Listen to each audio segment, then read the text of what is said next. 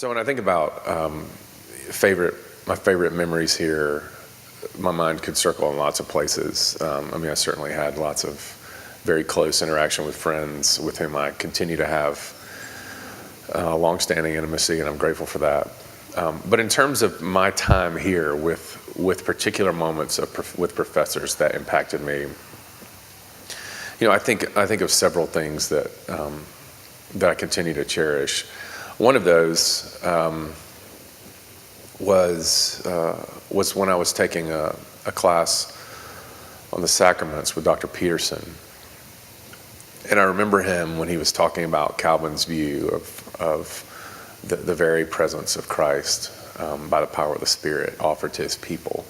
And I remember that he couldn't finish the lecture because he started to cry when he was talking about it.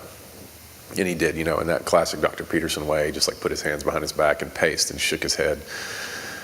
And we ended class. Like that was it. And that was for me this like fantastic embodiment of the very mystery of the sacramental theology that we hold, which is that God makes his life with us, that it affects us, that it does so in public, and that we can't really speak of it, but that we know it when we see it. That was a great moment. I also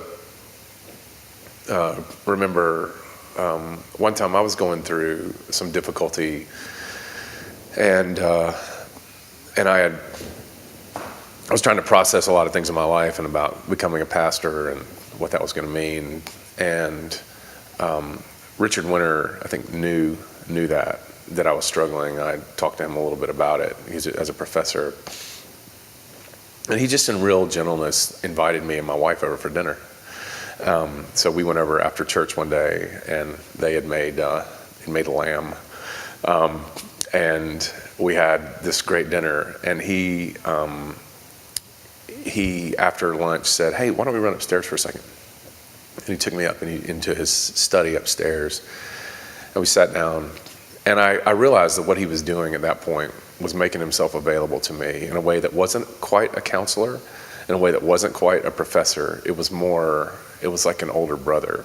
And, to have people to have him sort of say, "Tell me about your life, and let me just speak some things into your life."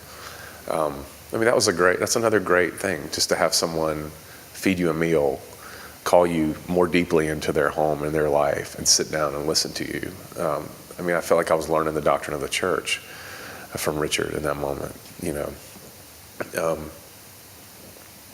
Those are two things that probably come to mind immediately amidst a host of others. Let me say one more thing. Mike Williams and I one day, I think it was my second year here,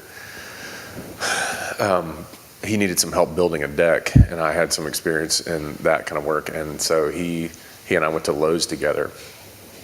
And I remember taking this like treated pine lumber in our hands together, and like carrying it out, lifting it, putting it in his truck, taking it back to his house and unloading.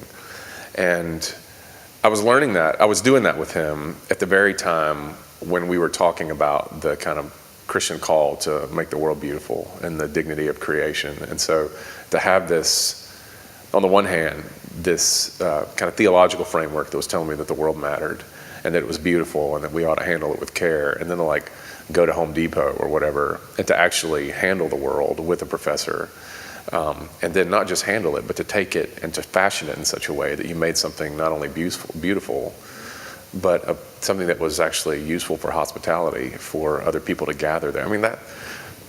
That's the good stuff, where you have these moments where you think, yeah, we're doing this. I'm learning about vocation here from him, and he probably had no idea, but I sure noticed, and 20 years later, I'm still thinking about that.